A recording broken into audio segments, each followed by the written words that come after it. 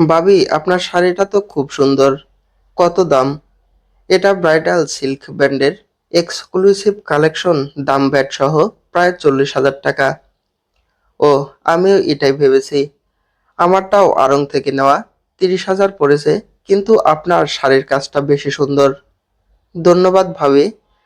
আমি সবসময় একটু আনকমন ড্রেসই পছন্দ করি, দাম যাই হোক না কেন। হুম, আমিও। তাই তো ব্যান্ডের শোরুম ছাড়া কেনাকাটাই করি না। ওরও পাশের সিটে বসা দুজনের কথোপকথন শুনে অবাক হতেও ভুলে গেছে। ও সারা মাসের সংসার খরচ 40,000 টাকা, আর এরা শাড়ি কিনে এই দাম দিয়ে। ওরও নিজের শাড়ির দিকে তাকায়।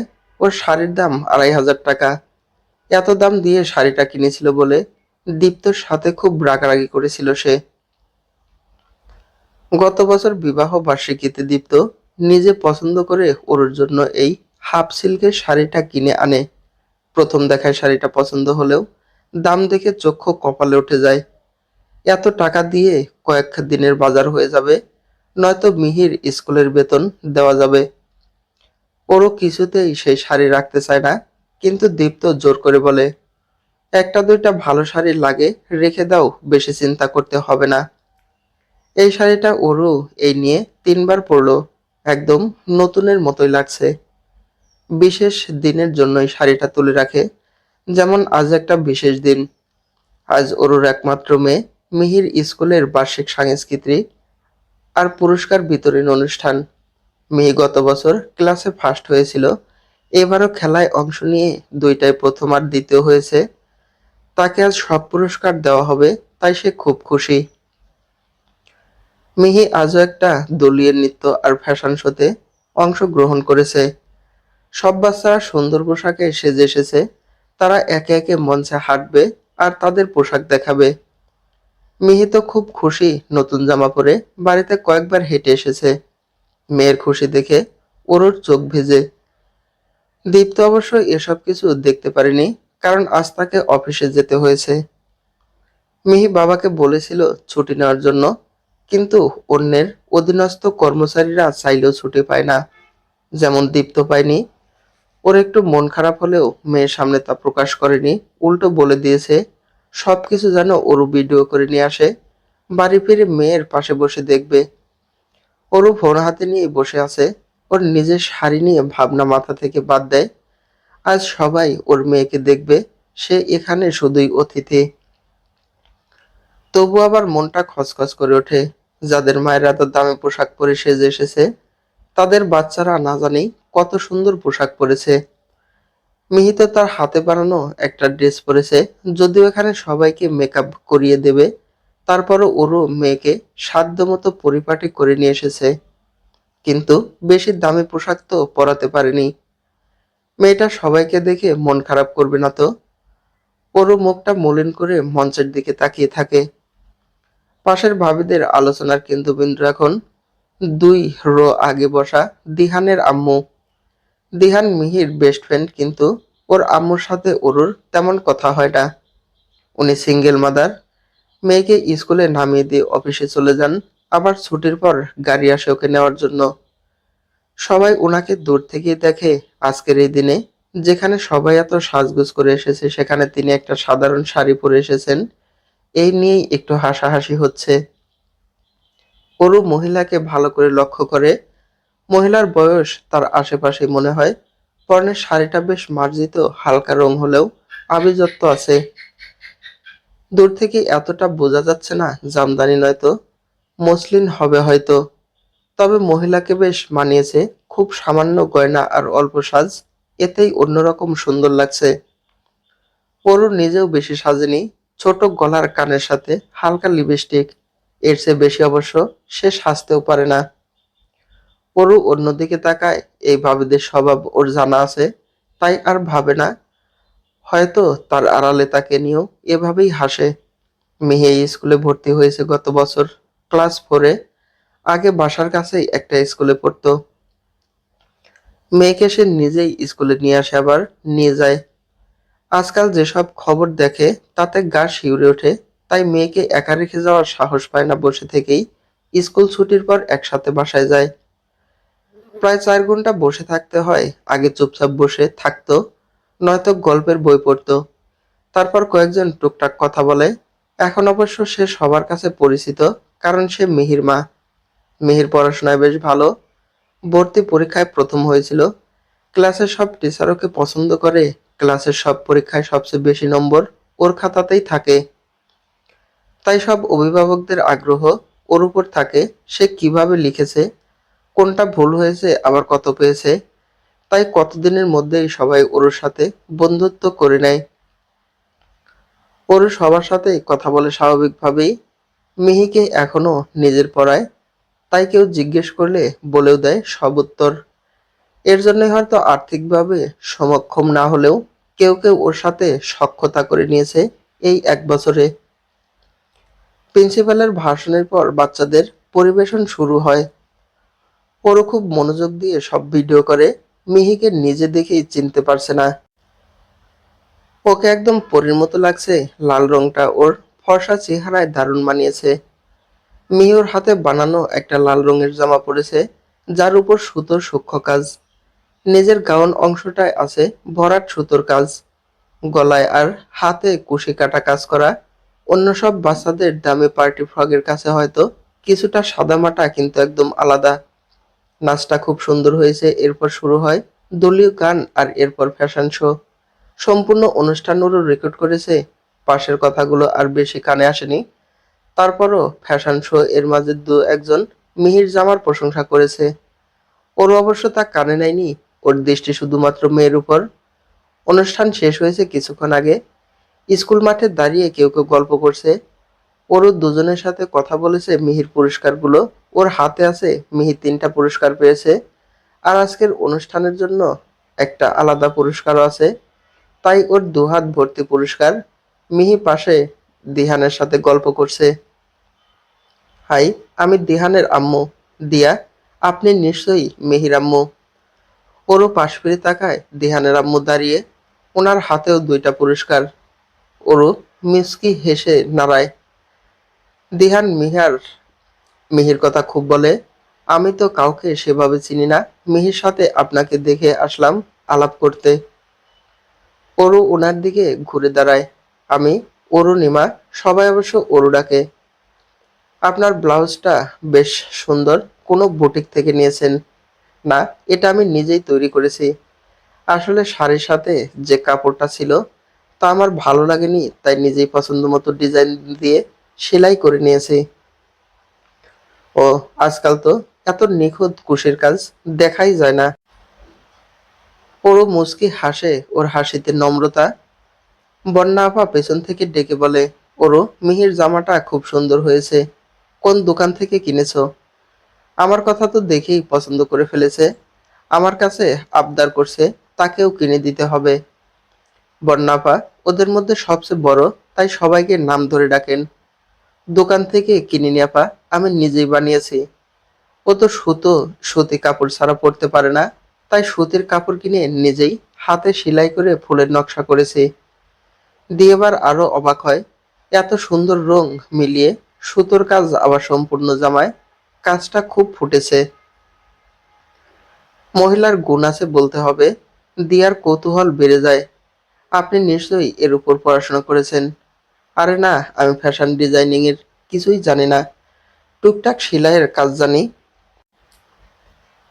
আর সত্যি বলতে এত বড় বড় দোকান থেকে দামি জামা কেনার সামর্থ্য আমার নেই। তাই মেয়েকে সবসময় নিজের হাতে জামা বানিয়ে দেই।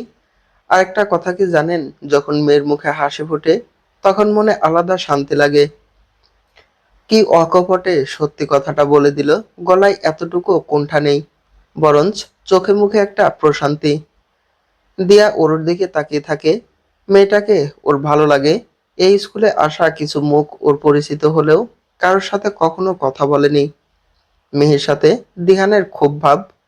একসাথে বসা, গল্প করে টিফিন শেয়ার করা, সব সয়। বাসায় যাওয়ার পরও মিহির কথাই বলে। ওর মায়ের কথাও বলে। আন্টি মিহিকে বেশি করে টিফিন দেয়, যেন দিহান খেতে পারে। স্কুল শেষে মিহির মতো তারও ব্যাগ চেক করে কিছু রেখে গিয়েছে কিনা দেখে দেয়। আর সবচেয়ে বড় কথা, আন্টি ওকে আদর করে বাচ্চাটা এই একটা ব্যাপার খুব ভালো ধরতে পারে। তাই দিয়াও ক্লাসে গেলে মিহির সাথে কথা বলে। মেয়েটা খুব মিষ্টি, যেমন পড়াশোনায় ভালো তেমন সুন্দর ব্যবহার। আজ ওরুকে দেখে বুঝতে পারছে এই মায়ের মেয়ে তো একটু বেশি মিষ্টি হবে। দিয়ার ওরুর সাথে বন্ধুত্ব করার খুব ইচ্ছে হয়, তাই মনের কথা চেপে না রেখে বলেই দেয়, আমাদের মেয়েরা যেমন ভালো বন্ধু, আমরাও কি সেরকম বন্ধু হতে পারি?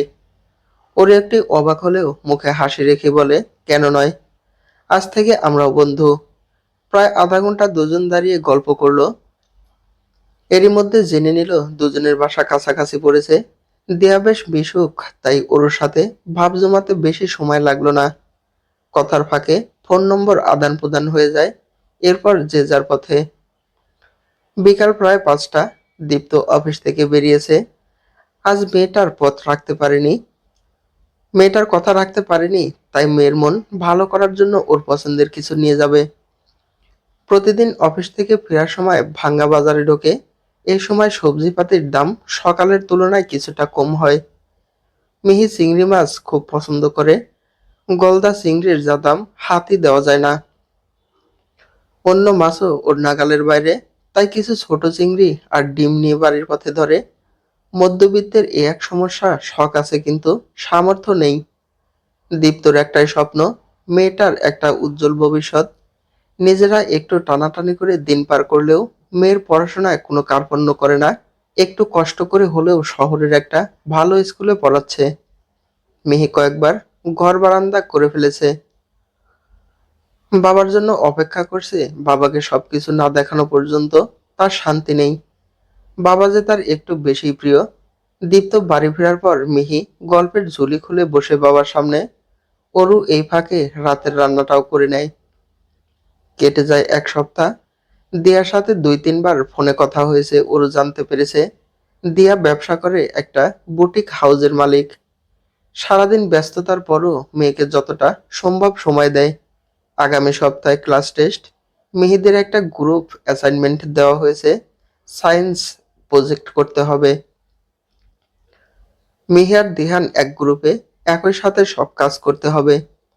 ডায়েরি দেখে দিয়ার মাথায় হাত। হোমওয়ার্ক করিয়ে দিতেই ওর হিমশিম খেতে হয়, সেখানে সায়েন্স প্রজেক্ট। সাথে সাথে অরুকে ফোন দেয়। অরু বই খাতা নিয়ে বসেছে। যেহেতু নিজেই মেয়েকে পড়ায়, তাই সব ওর জানা। অরু, আমার মেয়ে তো এবার ক্লাস টেস্ট ফেল করবে। আমি তো অ্যাসাইনমেন্ট এর কিছুই করতে পারবো না। দিয়াকে ঘাবড়ে যেতে দেখে অরু ওকে বলে, 2 দিন তো সময় আছে, এত চিন্তা করছো কেন? চিন্তা হবে না, এসব আমি পারি নাকি? কি সব কঠিন ব্যাপার স্যাপার? তার থেকে আমার মেয়েকে লাভ ক্ষতির অঙ্ক ধরিয়ে দিত, আমি করে দিতাম, পারতাম। তাই বলে এই মেঘ বৃষ্টির ঘুরো ঘুরে আমি কিভাবে জানবো? ওরও এবার শব্দ করে হেসে ফেলে পানিচক্রকে বলছে, মেঘ বৃষ্টির ঘুরোঘুরি এত ভাবতে হবে না, কাল বিকালে আমার বাসায় চলে এসো, আমি হেল্প করব। আর তাছাড়া দুজনেই তো এক গ্রুপ। দিয়া ওরর কথা একটু শান্তি পায়। ঠিক আছে, আমি চলে আসবো। কি কি লাগবে আমাকে হোয়াটসঅ্যাপে লিখে দিও। ওরর কাছে কিছু জিনিস ছিল, দিয়া বলায় আরো কিছু জিনিসের নাম লিখে দেয়। পরের দিন বিকেলে মিহি খুব খুশি, আজ ওর বেস্ট ফ্রেন্ড আসবে। তাই নিজে পরিপাটি হয়ে সব জিনিসপত্র গুছিয়ে বসে আছে। দিয়ার আর্থিক অবস্থার সাথে ওরদের অনেক পার্থক্য আছে, সেটা দিয়ার পোশাক আর চালচলনেই বলে দেয়। তবে ওর ব্যবহার বেশ অন্যরকম। এই কয়দিনেই বেশ আপন করে নিয়েছে ওরুকে, কাছের বন্ধুর মতোই মনে করে। ওরু টুকটাক জল খাবার করেছে। দীপ্ত আসবে সন্ধ্যার পর, তাই সে নিশ্চিন্তে কাজ করতে পারবে। দিয়া হাত ভর্তি ব্যাগ নিয়ে কলিং বেল বাজায়। মিহি দৌড়ে আসে সেই শব্দে। ঘরে ঢুকে ওরুর হাতে কিছু স্ন্যাক্সের প্যাকেট তুলে দেয়। আজ আমরা একটু আড্ডা দিব, তাই তোমাকে আর কিছু করতে হবে না। ওরও মুচকি হেসে ওদের বসতে বলে, রান্নাঘরের দিকে যায়।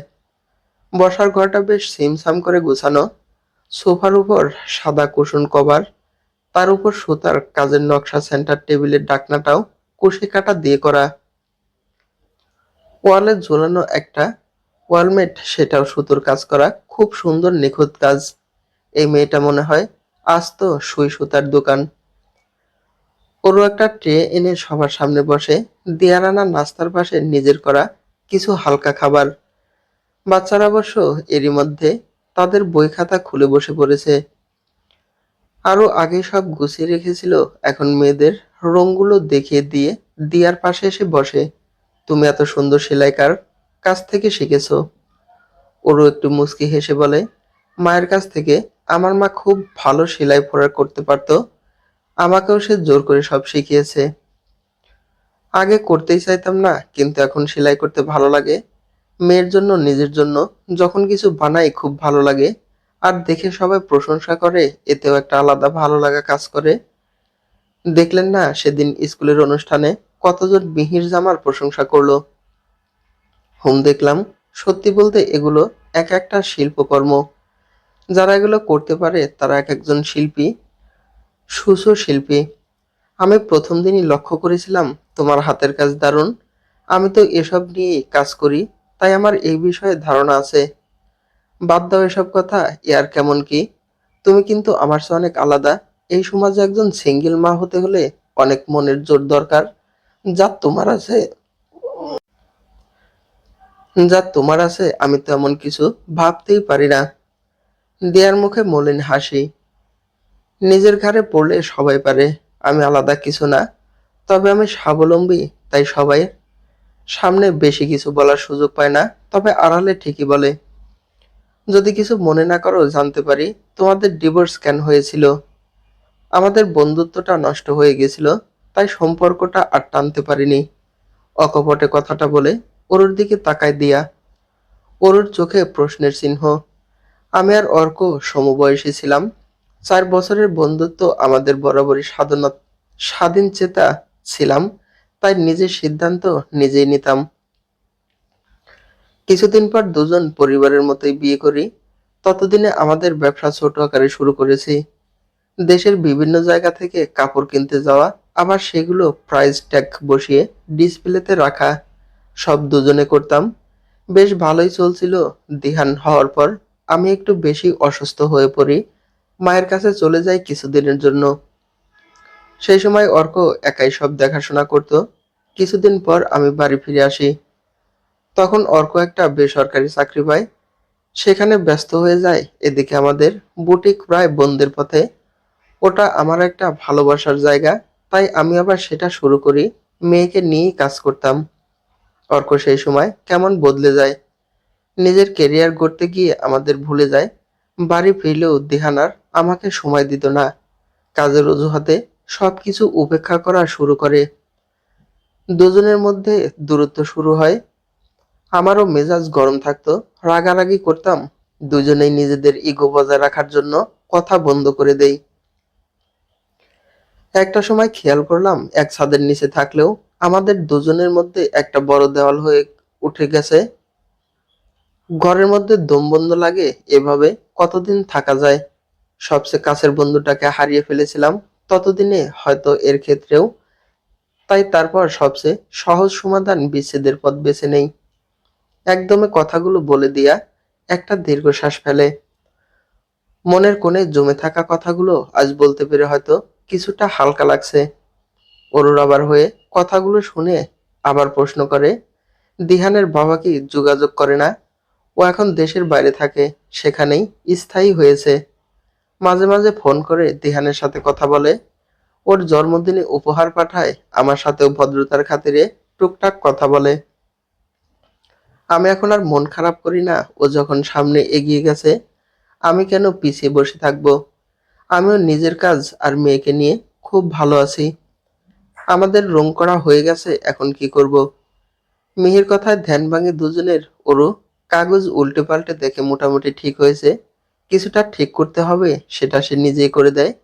সে বাচ্চাদের হাতে খাবার দিয়ে বলে, এখন খেলা করো। দেয়া একটু উঠে দাঁড়ায়। অনেকক্ষণ বসে আছে সে। পাশের ঘরে বাচ্চারা খেলছে, দিয়া ওদের পিছনে সেই ঘরে যায়। অন্যদিকে ওরও সব গুছিয়ে রাখে, কাল সব একসাথে স্কুলে নিয়ে যাবে। পাশের ঘরে গিয়ে দিয়ে অবাক হয়ে যায়।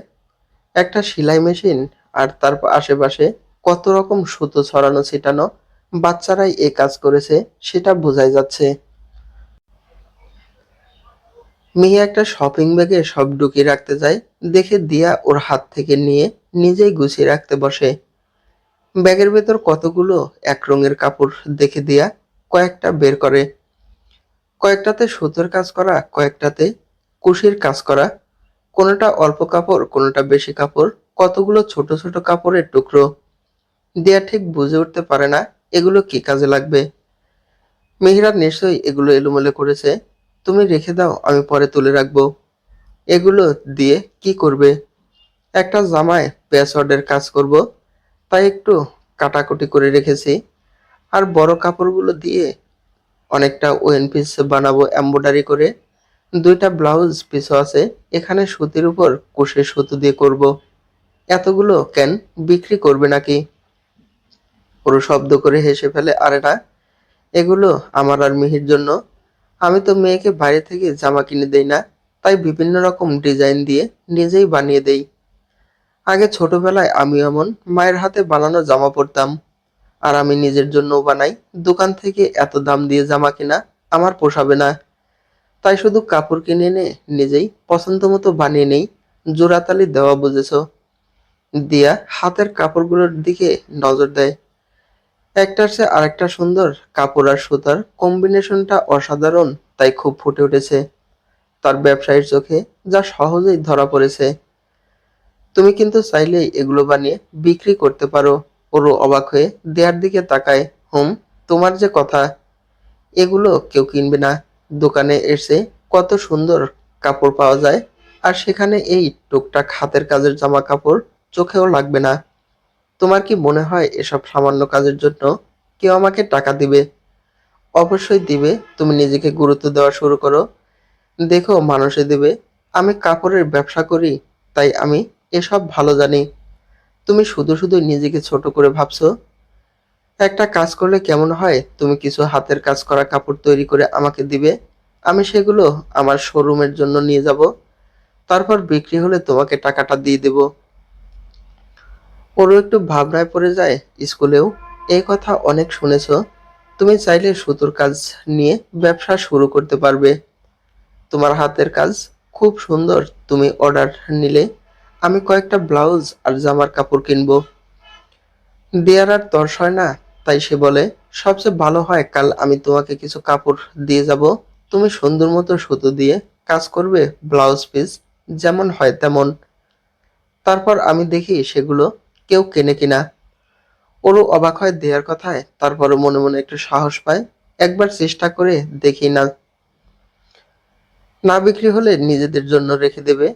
এমনিতেও স্কুলের কয়েকজন প্রায়ই বলে ওর মতো ব্লাউজ পিস বানিয়ে দেওয়ার জন্য। দেখি বলে কথাটা ঘুরিয়ে দেয়, তবে মাথায় ঠিকই রয়ে যায়। দীপ্ত অফিস থেকে ফিরে আসার পর ওকে কথাটা বলার পর একটু কেমন করে যেন তাকিয়ে থাকে। তারপর বলে, নিজের জন্য করা আর বিক্রির জন্য করা কি এক কথা? ও তো বলেছে নিজের দোকানে রাখবে, যদি কেউ কিনে নেয় তাহলে হবে, না হলে নাই। এই দিয়ে যদি কিছু টাকা আসে তাহলে ক্ষতি কি বলো? তোমার বন্ধুর হয়তো ভালো লেগেছে, তাই বলে সবাই পছন্দ করবে এমনটা তো নাও হতে পারে। আমি বলি কি, দুই একটা করে ওকে এমনিতেই দিয়ে দাও, টাকা নিতে হবে না। দীপ্তর কথায় যুক্তি আছে। সত্যিই তো, সে তো এভাবে ভেবে দেখেনি। সবার পছন্দ তো এক না, তাই সে সিদ্ধান্ত নেয় অল্প কয়েকটাই করবে, কাঁথা স্টিচ আর কুশির উপর। দীপ্ত অরুর মুখের দিকে তাকিয়ে মলিন হাসে। এই মেয়েটা খুব সুন্দর করে সংসারটা চালিয়ে নিয়ে যাচ্ছে, নিজের সব শখ আহ্লাদ ভুলে শুধুমাত্র তাদের সুখের জন্য হাসি মুখে সব করে। সংসারের আর্থিক অবস্থা জানে, তাই খুব বুঝে শুনে খরচ করে। নিজের উপর রাগ হয়, যদি আর একটু বেশি উপার্জন করতে পারতো তাহলে তো আজ অরুর নিজে উপার্জন করার কথা বলতো না। মেয়েটা খাতে মেয়ে আর ঘরের কাজ করে, এখন যদি আবার সেলাইয়ের কাজ করে তাহলে তো কষ্ট বাড়বে বই কমবে না। তবুও সে য- তবুও যেহেতু শখ করেছে আর সুযোগটাও পেয়েছে, চেষ্টা করে দেখো কি হয়। তাই সে সম্মতি দিয়ে বলে, যা যা লাগবে কাল নিয়ে এসো, আমি অফিসে যাওয়ার আগে টাকা দিয়ে যাব। অরুর মুখে প্রশস্ত হাসি ফুটে। কেটে গেছে আরো এক সপ্তাহ। মিহির ক্লাস টেস্ট চলছে। এর মধ্যে একদিন দিয়া এসে কয়েকটা গজ কাপড়ের হাতে ধরিয়ে দিয়ে গেছে, বলেছে নিজের পছন্দ মতো ডিজাইন করবে, আমার কোনো বাধ্যবাধকতা নেই, গেল হয়ে গেলেই আমি এসে নিয়ে যাব। ওরও উৎসাহ পায় দুজনের কাছ থেকেই। তার বসে না থেকে ৬টা ব্লাউজ পিসে এমব্রয়ডারি আর কুশির কাজ করে। দিয়ার ড্রাইভার এসে সব নিয়ে যায়। পরের দিন বিকেলে দিয়া আসে দিহানকে নিয়ে পরীক্ষার শেষে। তাই দুই বন্ধুর গল্পের ঝুলি খুলে বসে। চায়ের ট্রে টেবিলে রেখে অরু দিয়ার সামনে বসে। দিয়া একটা খাম ওর হাতে দিয়ে বলে, আমি এত ভনিতা করতে পারি না, এটা তোমার শ্রমের সম্মানী, এর থেকে বেশি দেওয়া উচিত, কিন্তু আপাতত এটাই রাখো, কাল আরো কিছু কাপড় দিয়ে যাব, ওয়ান পিস আর টু পিসের জন্য। অরু মুচকি হেসে বলে, দেখো বিক্রি হয় কিনা, আগেই টাকা দিয়ে দিচ্ছ, হয়তো সবটাই লস হবে। দিয়া একটু রুষ্ট হয় ওরুর কথায়। ঠিক আছে, দেখা যাবে। ওরও খামটা খুলে চোখ ছোট করে ফেলে, বেশ কিছু টাকা, মাত্র ৬টা ব্লাউজ পিসের জন্য এত টাকা হয় না। ওর নিজের একটু হলেও ধারণা আছে। ওর মুখটা মুহূর্তেই কালো হয়ে যায়। ওরা হয়তো আর্থিকভাবে এতটা বিত্তশালী না, কিন্তু আত্মসম্মান তো আছে। ওরু থমথমে গলায় বলে, আমাকে এতটা অপমান না করলেই পারতে দিয়া, তোমার টাকা আছে সেটা আমি জানি, তাই বলে আমাকে এভাবে টাকা দিয়ে ছোট করার অধিকার তোমার নেই। আমি এই টাকা নিতে পারবো না, আর কিছু বানাতেও পারবো না। দিয়ার মুখ থেকে কেন ছাড়া আর কোনো শব্দ বের হয় না। যেই ওর শান্ত মুখ দেখে সে অভ্যস্ত, সেখানে এমন মেঘের ঘনঘটা কেমন বেমানান। সামান্য ব্লাউজের কাপড়ে সুতার কাজের জন্য এত মজুরি, এটা কি স্বাভাবিক? এবার দিয়ে আটকে রাখা শ্বাস ছেড়ে দেয়। মেয়েটার নিজের কদর করতে জানে না বলে কি সেও করবে না? আমি একটু বাড়িয়ে দেইনি এই কাজের জন্য, বাকিরা যে দাম নেয় তোমাকেও তাই দিয়েছি। আর তোমার গুণ আছে, আমি শুধু সেই গুণের কদর করেছি, এর বেশি কিছু না। তাও যদি বিশ্বাস না হয়, কাল স্কুল ছুটির পর স্কুলের সামনে থাকবে, আমি আসবো। অরু দিহান আর মিহির হাত ধরে একটা বড় বুটিক শপের বাইরে দাঁড়িয়ে আছে। এটাই দিয়ার বলা সেই ছোট খাটো কাপড়ের দোকান। মেয়েটা বলেছিল ছোট ব্যবসা, কিন্তু আদলে তা একটা বড় ফ্যাশন হাউস। মিহির এটা পরিচিত জায়গা, তাই বন্ধুকে নিয়ে আগে আগে ঢুকে যায়। দিয়া হাতে কিছু প্যাকেট নিয়ে ওর পাশে এসে দাঁড়ায়। সে নিজে গিয়ে ওদের এখানে নিয়ে আসে। বাড়ি থেকে সব দোকান দেখলেও খুব একটা ভিতরে যাওয়া হয়নি। ওর বিস্ময় নিয়ে দিয়ার পিছু পিছু দোকানে ঢোকে। কত রকম জামা কাপড় থরে থরে সাজানো, থ্রি পিস, শাড়ি, পাঞ্জাবি, ছোটদের পোশাক, ঘর সাজানোর শোপিস, সাজের আনুষাঙ্গিক কত বাহারি গহনা, সব একপাশে সাজানো। বিক্রয় কর্মী হিসাবে আছে কয়েকজন মেয়ে। বিভিন্ন রকম জামদানি, তসর সিল্কের ওড়নাও রয়েছে একপাশে। প্রতিটাই খুব সুন্দর। দেয়ার রুচি আছে বলতে হবে। দোকানটা বেশি আলো ঝলমলে চকচকে না হলেও বেশ রুচিসম্মত আর চোখে লাগার মতো। ওরও সব ঘুরে ফিরে দেখছে। বাচ্চারা দেয়ার আনা প্যাকেট খুলে খাওয়া শুরু করে দিয়েছে। ওরুর নজির যায় ওর বানানো ব্লাউজ পিসগুলো একটার পাশে রাখা আছে, সাথে আরো কিছু পিস। ও কৌতূহল নিয়ে সেদিকে এগিয়ে যায়। দামের জায়গায় চোখ পড়তেই চোখ ছানা বড়া। ওকে যা দেওয়া হয়েছে তার থেকেও একটু বাড়িয়ে রাখা আছে, আর ৬টার মধ্যে পড়ে আছে মাত্র ২টা। ওর আর কিছু বলে না, কাউন্টারে সবাই বসে আছে। সে সেদিকেই এগিয়ে যায়। গল্পের মাঝে খেয়াল করে একজন মহিলা তার বানানো ব্লাউজ পিস নিয়ে এসেছে কাউন্টারে। দেয়ার দিকে তাকিয়ে সরাসরি বলে, এরকম আরো আছে কি? আমার এটা খুব পছন্দ হয়েছে, কিন্তু আমার আরো কয়েকটা লাগবে। দিয়া মুচকি হেসে ওর দিকে তাকায়, তারপর একটু মলিন ভাবে টেনে টেনে বলে, না আর হবে না, ডিজাইনারের খুব ডিমান্ড, সে আর কাজ করবে না, আপনি চাইলে অন্য কিছু নিতে পারেন।